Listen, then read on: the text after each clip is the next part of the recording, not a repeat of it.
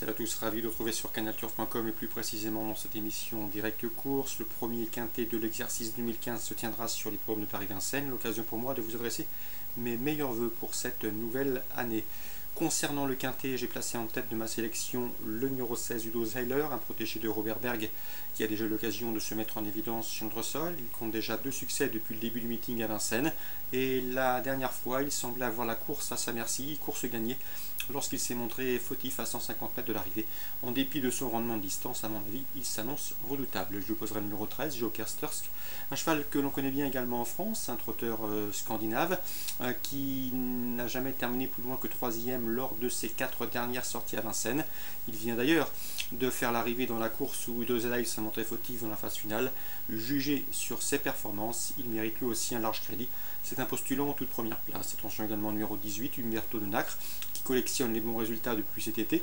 D'ailleurs, le cheval présente ici une musique irréprochable. Il a terminé 4e de cette course l'an dernier. Ici, il fait face à un bel engagement au plafond des gains et sans répit de son rendement de distance. Lui qui aime courir caché, si la course est sélective, et elle devrait l'être, devrait pouvoir terminer une nouvelle fois très vite. Il possède une bonne pointe de vitesse finale. Il a sa place sur le podium à la faveur d'un bon parcours. Attention également au numéro 2, Amiral d'Inverne, qui pour ses débuts sur notre sol s'est classé 4e sur plus court à Vincennes. Jugé sur sa performance, il mérite crédit. Le seul bémol le concernant, c'est qu'il est plus confirmé sur les parcours de vitesse. Le numéro 12, Overlandgar, qui a renoué avec le succès dernièrement sur l'hippodrome de Marseille-Vaux, un succès qu'il fuyait depuis plus de 3 ans. Sachez qu'elle avait fait l'arrivée sur ce parcours à pareille époque l'an dernier, de quoi lui valoir quelques supporters, d'autant que l'engagement est intéressant au premier poteau. Le numéro 5, c'est Titan Magique, un cheval qui a effectué sa première partie de carrière en Finlande.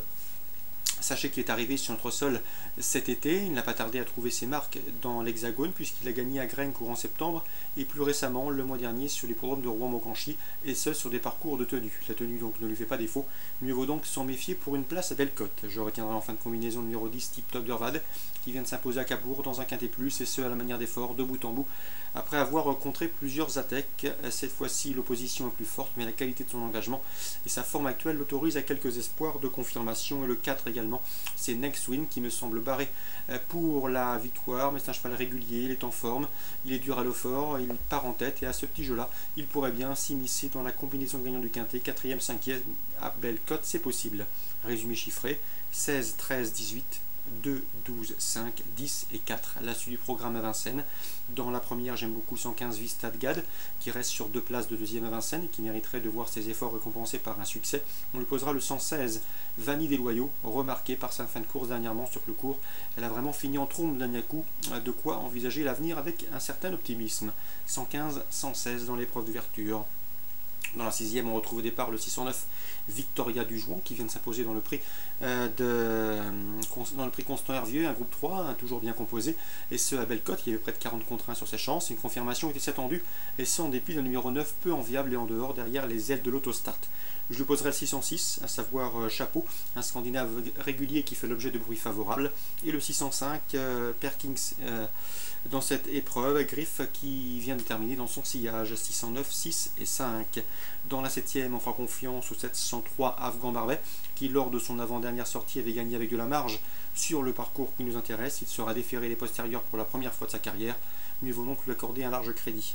Le 807 également, c'est Cashfield qui pour ses débuts en compétition a commis une faute en partant dernièrement à Cabourg avant de tracer un bon dernier kilomètre pour se glisser sur le podium. Ici, s'il part sur la bonne jambe, il s'annonce redoutable. Le 807 Cashfield dans la 8e. Course ciblée à Vincennes, première, 6e, 7e et 8e. Petit mot également sur Cagnes-sur-Mer en Réunion 2, j'ai ciblé 3 courses. La première avec le 103 Kestimato et le 102 Blue Parks, respectivement affichés 1er et 2e sur ce parcours. Et à ce niveau de compétition, le 19 décembre, on prend les mêmes et on recommence, 103, 102. La deuxième, le 203 Wanaba, qui possède les meilleurs titres, mérite un large crédit. En tout cas, il fait face à un engagement sur mesure, l'occasion pour lui de franchir le poteau en tête. Son principal opposant sera sans doute le 101 Vague Honnet, de retour sur le steeplechase avec de sérieuses prétentions. 203, 201. Enfin, dans la 7e, on retrouve au départ le 701 Miss Météor qui me plaît beaucoup. J'ai bien aimé sa 3e place dernièrement sur cet anneau cagnois. Ici, dans ce lot, sa chance est prépondérante. On lui posera le 703, leçon bénéfique, qui reste également sur une 3e place encourageante sur ce parcours le 10 décembre et qui semble ici en mesure de confirmer.